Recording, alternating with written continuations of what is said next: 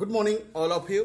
आज हम आधुनिक भारतीय इतिहास की सीरीज को फिर कंटिन्यू करते हैं और आज का जो टॉपिक पढ़ेंगे, ब्रिटिश शासन का भारतीय अर्थव्यवस्था पर प्रभाव, यानी ब्रिटिश कालीन जो शासन व्यवस्था, जो भारत में ब्रिटिश शासन व्यवस्था चल रही थी, उसका भारतीय अर्थव्यवस्था पर क्या प्रभाव पड़ा, किस तरह से ये भारतीय अर्थव्यवस्था को पंगु बना देती है ब्रिटिश शासन व्यवस्था, इसी के विषय में पढ़ेंगे।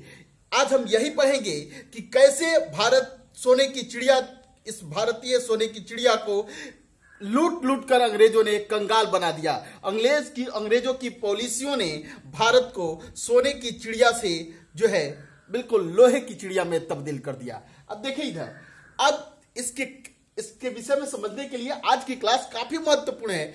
यदि आज की क्लास आप समझ गए तो भारत में ब्रिटिश शासन की आर्थिक नीति या ब्रिटिश शासन के समय होने वाले भारत में विद्रोहों, आंदोलनों को आप आसानी से समझ जाएंगे कि किन परिस्थितियों में क्या कारण थे कि ब्रिटिश सत्ता के खिलाफ भारत में जन आंदोलन हुए, नागरिक आंदोलन हुए, आदिवासी आंदोलन हुए, या भारत में अलग अलग तरह के विद्रोह हुए।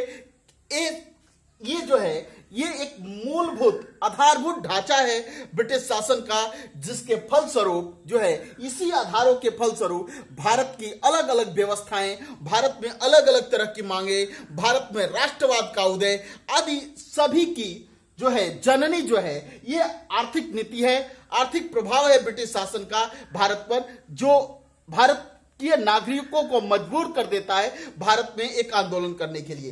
तो आज यदि आज की क्लास आप समझ जाएंगे तो मेरा दावा है कि आधुनिक भारतीय इतिहास से संबंधित बहुत सारे प्रश्नों को आप सॉल्व करने में सक्षम हो जाएंगे। बहुत महत्वपूर्ण ये क्लास है, इसको बिल्कुल लास्ट तक देखेंगे तब जाकर इसकी समझ डेवलप होगी।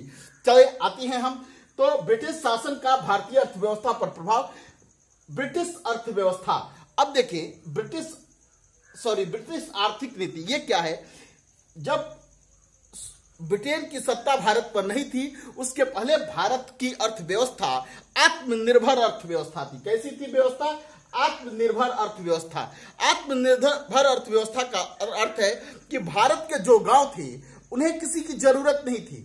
भारत के गांवों में गांव के लोगों की जरूरत के अनुसार अन्न का उत्पादन हो जाता था, वस्तुओं का उत्पादन हो जाता था, वस्त्र जो है बुनकरों द्वारा तैयार कर दिए जाते थे। उन्हें किसी बड़े बाजार में जाने की जरूरत नहीं होती थी, क्योंकि उनकी जरूरत की सभी चीजें उन्हें एक छोटे से गांव में ही अवेलेबल हो जाती थी। वो अपनी जरूरतों के लिए किसी पर आश्रित नहीं होते थे। जिस अर्थव्यवस्था में यह स्थिति होती है उस व्यवस्था को क्या कहते हैं? आत्मनिर्भर अर्थव्यवस्था।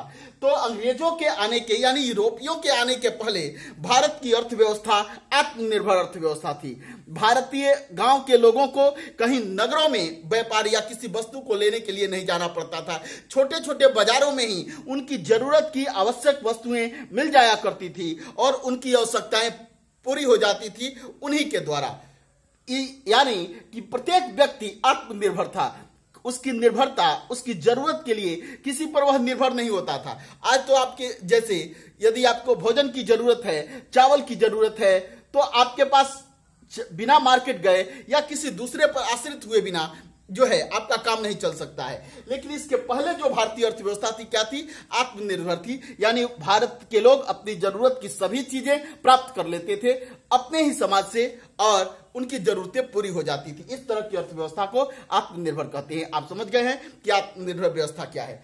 अब देखिए, जब यूरोपीय कंपनियां भारत में आई तो इन कंपनियों ने के आगमन के समय भारत की अर्थव्यवस्था जो थी आत्मनिर्भर थी।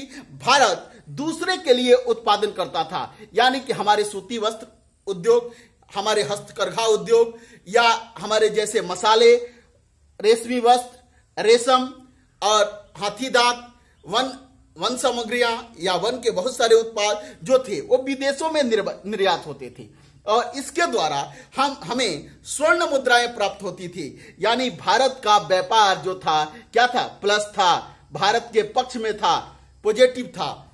क्लियर हुआ?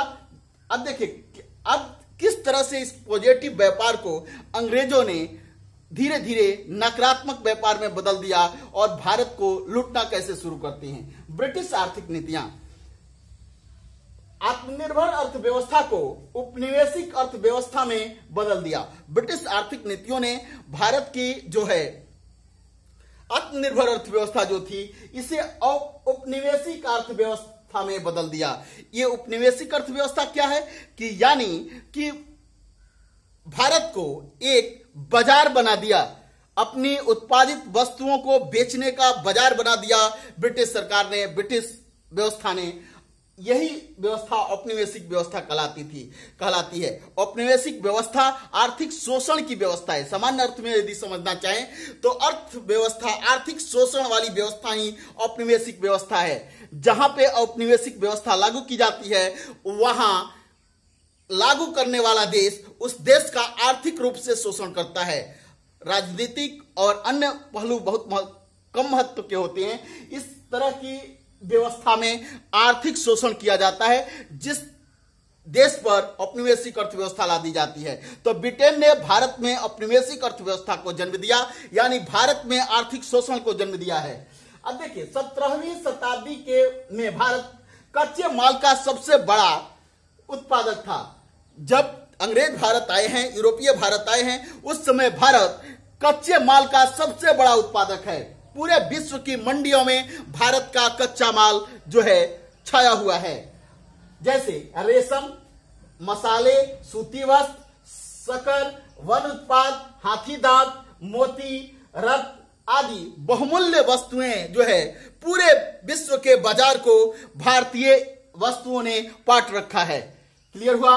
अब देखिए यूरोपीय व्यापारी माल खरीदते। अब देखिए जब 17वीं शताब्दी में ये व्यापारी भारत में आए हैं तो उस समय क्या करते हैं, भारत से मसाले खरीदते हैं, रेशम खरीदते हैं, सूती वस्त्र खरीदते हैं, हाथी दांत खरीदते हैं, मोती खरीदते हैं और इसके लिए क्या देते हैं भारत को, वह स्वर्ण मुद्राएं, चांदी मुद्राएं। इससे क्या हो रहा है, भारत मालोमाल हो रहा है, भारत की अर्थव्यवस्था मजबूत हो रही है, भारत में स्वर्ण भंडार बढ़ते जा रहा है और भारत की समृद्धि चरम पर पहुंच रही है। और इसके लिए क्या करते हैं, सोने देते हैं। इससे भारत की समृद्धि चरम पे हो रही है। औरंगजेब की मृत्यु के बाद अब देखें कि औरंगजेब की मृत्यु 1707 ईस्वी में हो गई है।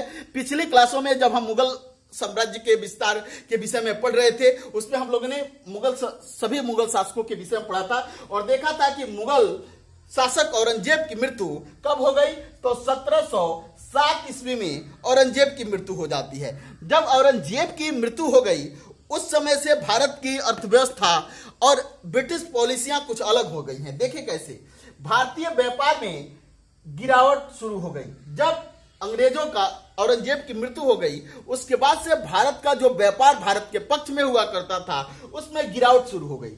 उत्तरवर्ती मुगल शासक किसे कहते हैं, इसके विषय में हम लोगों ने पिछली क्लासों में विस्तार से पढ़ा है। जो स्टूडेंट इस चैनल पे नए होंगे वो पहले ये सारी क्लासें देखेंगे। आधुनिक भारतीय इतिहास की सीरीज को 1 से लेकर यदि ये 29 नंबर की सीरीज है उसे कंटिन्यू करके देखेंगे तो आपकी आधुनिक भारतीय इतिहास की समझ विस्तृत हो जाएगी। अब देखिए यहाँ तो उत्तरवर्ती मुगल शासकों ने यूरोपियों को बहुत सारी रियायतें दी। जैसे हम लोगों ने पिछली क्लासों में पढ़ा था, फर्रुखसियर ने 1717 का फरमान दिया, गोलकुंडा के शासक ने 1632 में ये जो है गोल्डन फरमान दिया। ये सभी रियायतें जो है, इन रियायतों से क्या हुआ, जिससे स्वदेशी व्यापार बहुत अधिक प्रभावित हुआ, जिससे स्वदेशी व्यापार जो है नष्ट होने लगा, ध्वस्त होने लगा और विदेशियों की शक्ति, यूरोपियों की वाणिज्यिक स्थिति, व्यापारिक स्थिति काफी मजबूत होने लगी।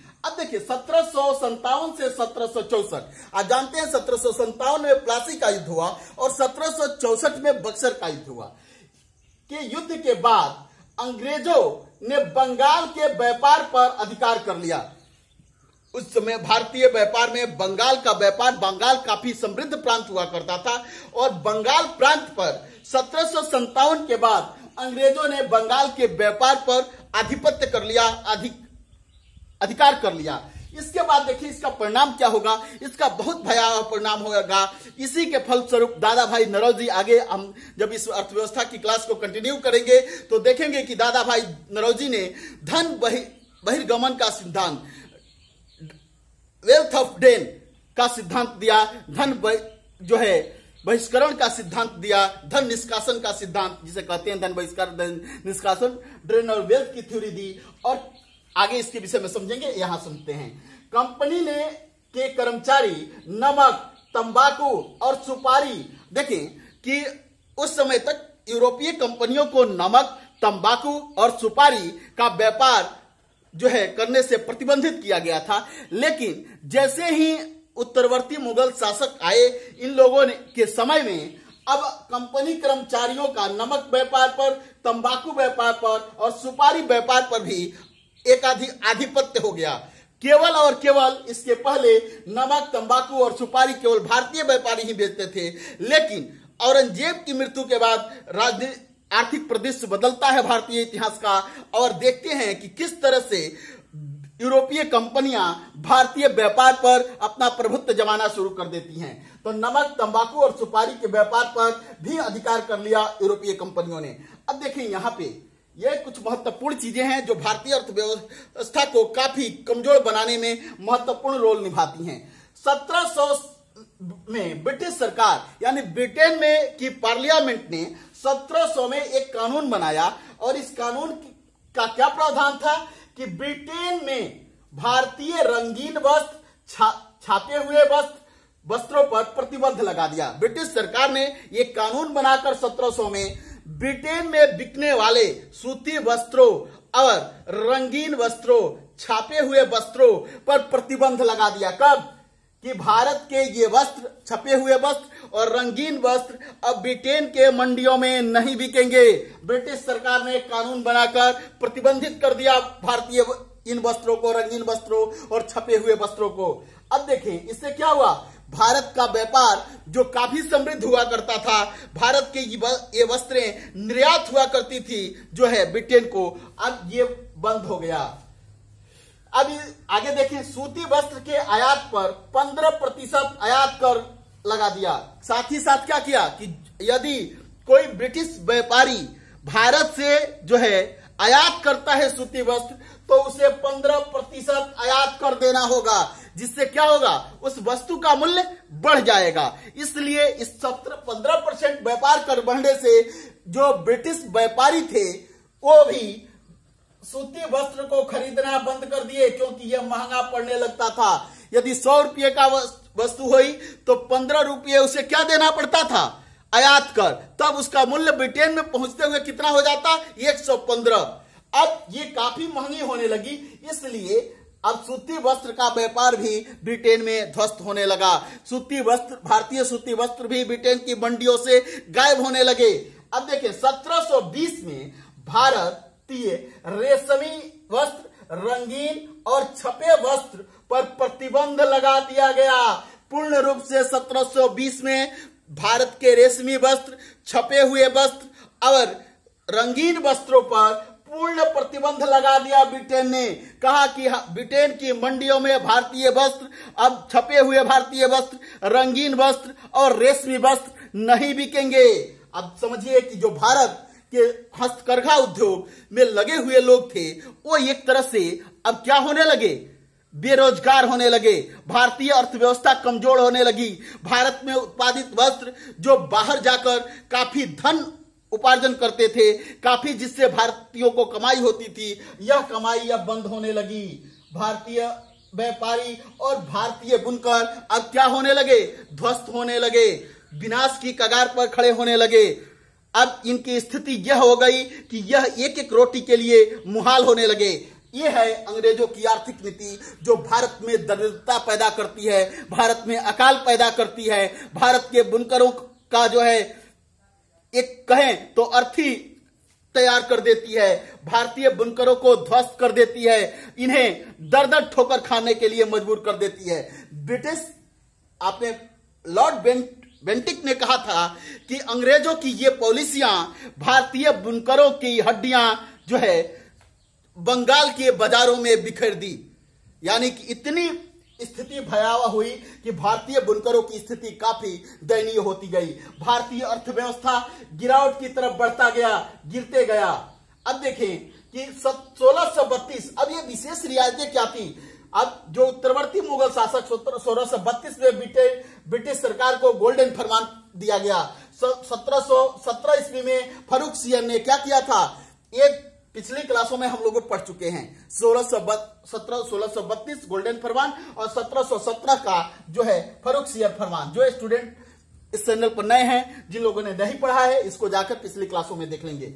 इसी तरह से कई सारे फरमान, रियायतें अंग्रेजों को भारत में शक्तिशाली बना दी, अंग्रेजी व्यापारियों को भारत में शक्तिशाली बना दिया और भारतीय दस्तकारों, बुनकरों और व्यापारियों को पंगु बना दिया। अब देखें कि ब्रिटिश उपनिवेश के चरण, अब ब्रिटिश उपनिवेश के चरण को रजनी पामदत्त, ये बुक, एक नाम याद रखेंगे, यहां से काफी प्रश्न पूछे जाते हैं। रजनी पामदत्त जो हैं भारत के आर्थिक इतिहासकार हैं और शास्त्री हैं। इन्होंने एक पुस्तक लिखी, इंडिया टुडे। बार बार प्रश्न पूछा जाता है, इंडिया टुडे किसकी पुस्तक है? रजनी पामदत्त की पुस्तक है। इंडिया टुडे में इन्होंने कार्ल मार्क्स के दिए हुए औपनिवेशिक 3 चरणीय सिद्धांत, त्रिचरण वाले सिद्धांत को, कार्ल मार्क्स के औपनिवेशिक अर्थव्यवस्था से संबंधित त्रिचरणीय सिद्धांत का जिक्र किया। यह त्रिचरणीय सिद्धांत क्या है? कहा कि वाणिज्यिक चरण, औद्योगिक मुक्त व्यापार यानी अऔद्योगिकरण और वित्तीय पूंजीवाद। वाणिज्यिक चरण कब से कब भारत में रहा? तो 1757 से 1813 के काल को रजनी पामदत्त ने मार्क्स के अनुसार इस चरण को क्या कहा? वाणिज्यिक चरण कहा। दूसरे चरण को अनऔद्योगिकरण या औद्योगिक मुक्त व्यापार का चरण कहा 1813 से 58, और वित्तीय पूंजीवाद 1860 के दौर को कहा। अब इसको समझें कि वाणिज्यिक चरण क्या है, इसमें क्या हुआ। इस प्रथम चरण में जो है 1757 से 1813 के काल में हुआ क्या कि भारत के तैयार माल, क्या होता था कि पहले जब ये आए तो भारत के तैयार माल यूरोपीय दूसरे को बेचते थे। जो भी भारतीय बुनकरों और भारत के जो भी कच्चे माल थे, इन्हें यूरोपीय क्या करते थे कि दूसरे देशों में ले जाकर बेचते थे। क्लियर हुआ? भारतीय माल खरीदने के लिए भारतीय पैसे का उपयोग करते थे। और ये जो माल कैसे खरीदते थे? तो 1757 के बाद 1764 तक आते आते भारत से ये अंग्रेज टैक्स वसूल करने लगे। इसी कर द्वारा प्राप्त पैसे का उपयोग यह माल को खरीदने के लिए करते थे। पहले कैसे करते थे? तो पहले ब्रिटेन से, यूरोप से सोना चांदी लाते और भारत की वस्तुएं खरीदते। लेकिन अब जो है ये वाणिज्यिक चरण जो चलता है उपनिवेशवाद का, इसमें 1757 से 1857 में अब यूरोप से एक भी पैसा भारत नहीं आ रहा है, ब्रिटेन से एक भी पैसा भारत नहीं आ रहा है। ब्रिटेन जो अंग्रेज हैं, भारत की वस्तुएं खरीदने के लिए भारतीयों से ही टैक्स जो वसूल किए हैं, इसी से वस्त्र खरीदते हैं और इसे दूसरे बाजारों में बेचते हैं और उससे पैसे कमाकर मालो माल हो रहे हैं और भारत को कुछ भी नहीं मिल रहा। भारत को कुछ भी नहीं प्राप्त, कोई भी पैसा प्राप्त नहीं हो रहा है। देखिए, समझ में आ गई। अब दूसरा चरण क्या है? भारतीय हस्तशिल्प उद्योग का पतन, औद्योगिकरण यानी उद्योगों का विनाश हुआ और व्यापार, औद्योगिक मुक्त व्यापार हुआ, यानी उद्योग हमारे भारत से खत्म हो गए और केवल ट्रेड रह गया। जितने भी हस्तशिल्प उद्योग थे भारत में, वो सभी अंग्रेजों की पॉलिसियों द्वारा ध्वस्त कर दिए गए। हमने देखा 1717 का कानून, 1720 का कानून, और साथ ही साथ जो है ये विऔद्योगिकरण जो हुआ, तो भारत से जो धन प्राप्त कर रहे हैं अंग्रेज, इस धन से ब्रिटेन में औद्योगिकरण हो रहा है और भारत में विऔद्योगिकरण हो रहा है। और जो औद्योगिकरण ब्रिटेन में होगा तो ब्रिटेन के उद्योग से उत्पादित जो वस्तुएं हैं वो क्या होगी? भारतीय बाजार को पाट देगी और भारत के जो बुनकर हैं, जो छोटे छोटे उद्यमी हैं, उनका व्यापार ध्वस्त हो जाएगा। अब देखिए, इस दौर में क्या हुआ? भारतीय हस्तशिल्प उद्योग का पतन हो गया पूरी तरह से। भारत केवल और केवल जो है अंग्रेजों की औपनिवेशिक शोषण नीति का एक अड्डा सा रह गया। अब देखें, यानी कोई भी उद्योग का विकास नहीं हुआ, केवल और केवल इस दौर में भारतीयों का शोषण हुआ। अब देखिए, वित्तीय पूंजीवाद 1860 के बाद भारत में वित्तीय पूंजीवाद का दौर शुरू होता है। इन दो पॉलिसियों के तहत के फलस्वरूप भारत में जो है पूरे राष्ट्रीय स्तर पर एक आर्थिक जो है नीति की जरूरत महसूस होने लगती है, उद्योगों की जरूरत महसूस होने लगती है। और देखेंगे कि ये तृतीय वित्तीय पूंजीवाद के दौर में ही भारत में राष्ट्रवाद का उदय होता है। भारत में अब रेल का जो है विकास होता है और इसी में देखते हैं कि कई सारे छोटे छोटे उद्योग, सूती वस्त्र उद्योग स्थापित होते हैं। तो ये दौर कहलाता है वित्तीय पूंजीवाद का दौर। क्यों?